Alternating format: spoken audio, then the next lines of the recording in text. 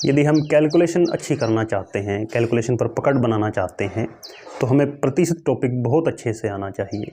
और प्रतिशत का एक महत्वपूर्ण कंसेप्ट होता है कि x प्रतिशत ऑफ y बराबर होता है y प्रतिशत ऑफ x। तो आज इसी कंसेप्ट को सीखेंगे, इसका कहाँ यूज़ होता है, क्वेश्चन में किस तरह से इसको हम अप्लाई करके बहुत जल्दी से आंसर लेके आ सकते हैं। तो पहले कंसेप्ट को सीखते हैं। जैसे आपको कहे कि 75% ऑफ 4 ये इक्वल होगा 4% ऑफ 75, या हिंदी में कहें, आपको कहे 4 का 75% निकालो या 75 का 4% निकालो, दोनों एक ही बात होती। एक ही बात कैसे होती है कि जैसे 75% है, प्रतिशत हटाने के लिए नीचे क्या लगाएंगे, 100 ऑफ, या हिंदी में इसे कहते हैं हम का मतलब होता है गुणा। तो 4 से ये कटेगा 25 पर, 25 से काटेंगे 75 को, 3 आंसर मिलेगा। तो 4 का 75% होता है 3। अब 75 का 4% निकालें तो फिर से 4% का मतलब हो जाएगा नीचे 100 और ऑफ का मतलब गुणा 75। 4 से कटा फिर से 25, 25 दिए 75। तो दोनों तरफ एक ही बात है, इसलिए हम यहाँ बराबर का निशान लगाते हैं। अब आप कह सकते हैं कि इसका यूज़ कहाँ होता है। तो कई बार तो हम डायरेक्ट कैलकुलेशन अच्छी करने के लिए ही यूज़ कर लेते हैं।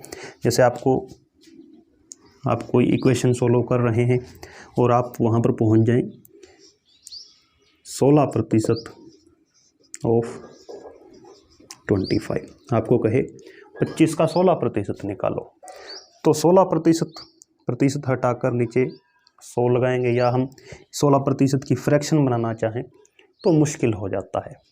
16% ऑफ 25 तो थोड़ा सा मुश्किल है, हालांकि ज़्यादा मुश्किल नहीं है, लेकिन इसकी बजाय हम एक काम और कर सकते हैं।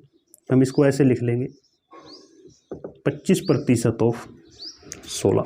अब हमें पता है कि 25% का मतलब होता है चौथा हिस्सा, तो 16 का चौथा हिस्सा क्या होता है, 4 होता है। तो सीधा हम देखते ही आंसर बता सकते हैं, ये इसका यूज़ होता है।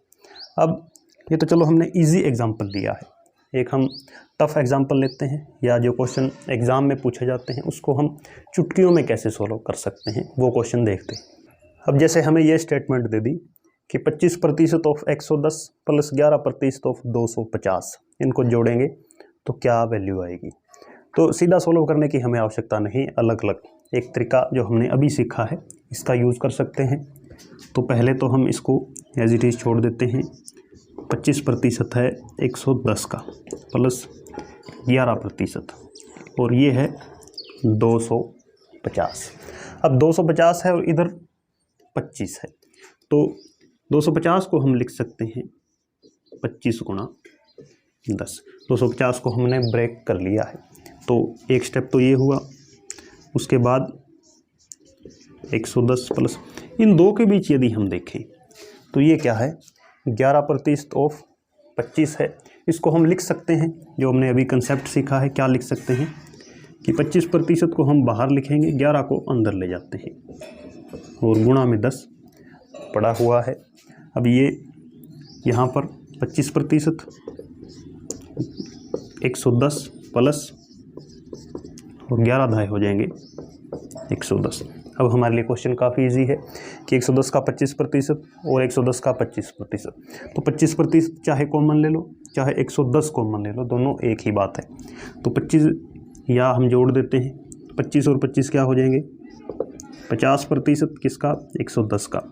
110 का 50% हमें पता है, 110 का आधा करना है 55, आंसर हो जाएगा।